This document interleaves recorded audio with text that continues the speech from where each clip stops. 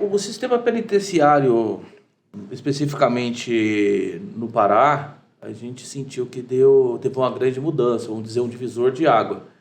Tu acha que isso deriva dessas informações também ou não? Foi um caso atípico? O que acontece com o crime, não só no Pará como na Amazônia, né? O crime no Brasil, na verdade, ele não tem um modus operandi, ele não acontece, ele não ocorre da mesma forma em todas as regiões. Cada região tem a sua especificidade e a região amazônica não é diferente. Nós estamos dentro da rota do narcotráfico internacional, que a gente chama de Rota dos Solimões, né?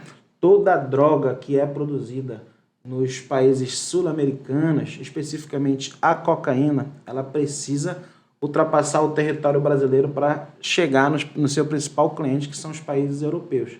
Então, aqui no Brasil, nós temos duas rotas, que nós chamamos de Rota Caipira, que atravessa ali o centro-sul do Brasil até chegar na zona portuária do Rio de Janeiro, São Paulo, Santa Catarina, e aí atravessar o Atlântico. E nós temos a Rota dos Solimões, que atravessa a selva amazônica até chegar na região costeira, para, enfim, atravessar o Oceano Atlântico. Então, essa rota internacional do tráfico, somada a problemas históricos de latifúndio, disputa de terras, problemas em terras indígenas, problemas com o mercado ilegal da mineração, somando todos esses problemas, faz com que o Pará tenha uma escalada histórica de violência, não só nos centros urbanos, como também na zona rural. E tudo isso sempre comandado por organizações criminosas que, infelizmente, se instalaram no Pará por muito tempo e fizeram com que o Pará tivesse sempre em destaque no cenário nacional e internacional. Para você ter ideia, o ano de 2017 é um ano de maior destaque. O Brasil teve um ano mais violento de toda a sua série histórica, foi o ano de 2017. Belém, a capital paraense, foi a capital mais violenta do Brasil, superando números, inclusive, do Rio de Janeiro. E esteve entre as 10 capitais mais violentas do mundo, superando aí registros de países do Oriente que estão em guerra civil. Tudo por conta do quê? Do domínio dessas organizações criminosas, que para imperar o seu poder nas suas áreas de atuação, nos seus territórios, sempre utilizaram o quê? Da violência, da força bruta.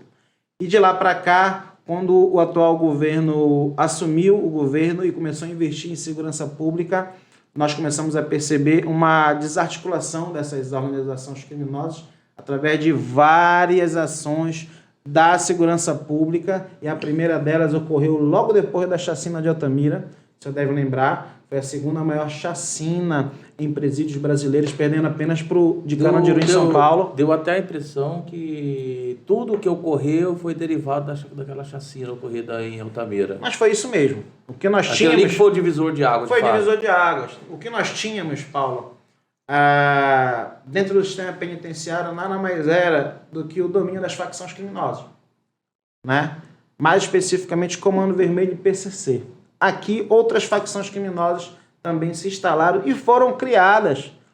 E aquela chacina nada mais foi, Altamira, do que uma guerra dessas facções criminosas dentro do complexo penitenciário de Altamira. E essa guerra dentro do complexo penitenciário resultou em 58 mortes. Foi a segunda maior chacina da história brasileira em termos de complexo penitenciário. Então aquilo ali realmente foi uma grande afronta para o Estado. O Estado precisava dar uma resposta e deu. Com a intervenção penitenciária, com a reorganização no sistema penitenciário.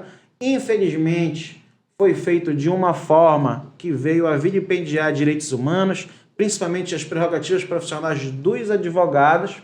Essa que é a grande verdade, é uma matéria que a gente pode vir a discutir ou não no teu podcast, mas foi de uma forma enérgica que, apesar de violar garantias e direitos constitucionais da pessoa, do ser humano que está preso, garantias e direitos constitucionais do profissional da advocacia, trouxe resultado e estabilizou o caos que era o sistema penitenciário. A gente pode dizer que essa redução da criminalidade aqui no estado do Pará e também no cenário nacional, ela não se deve somente a isso. Esse é um dos muitos fatores que levaram a essa redução. Porém, é sempre bom frisar que nós estamos diante de um cenário em que houve realmente redução na criminalidade, mas foi uma redução que ainda não apresentou resultados extremamente significativos que podem nos deixar tranquilo. O que, ao meu ver, né, eu não tenho informações profundas que possam embasar esse meu ponto de vista. Eu acredito que teve uma organização no sistema carcerário, ou seja, se tornou bem mais efetivo, mas o problema continua o mesmo. Fora extra presídio, continua o mesma situação. Ou você tem dados que modificam esse pensamento, meu? Não, o problema continua, ele apenas diminuiu. Ele Eu acho apenas que atenuou. Os índices de criminalidade diminuíram? Diminuíram. De 2017 foi o pico. 2018 até o ano de 2022 diminuíram bastante. O estado do Pará teve 48% de redução Muito alto. nos crimes violentos intencionais. Como eu digo, crimes violentos intencionais, eu estou falando de homicídio, lesão corporal seguida de morte, latrocínio, morte por intervenção policial. Desses crimes, quais são os que têm o maior índice? Homicídio por arma de fogo. Em 2017, para você ter uma ideia, vamos trazer um locus bem próximo da gente. Município de Belém, 2017, catalogou 754 homicídios por arma de fogo na nossa capital. 2022 foram menos de 200 homicídios em 2022 por armas de fogo, sendo que os homicídios por arma de fogo são 80% das causas de mortes violentas na nossa capital. Então nós temos aí mais de 48% de redução. Isso é muito significativo.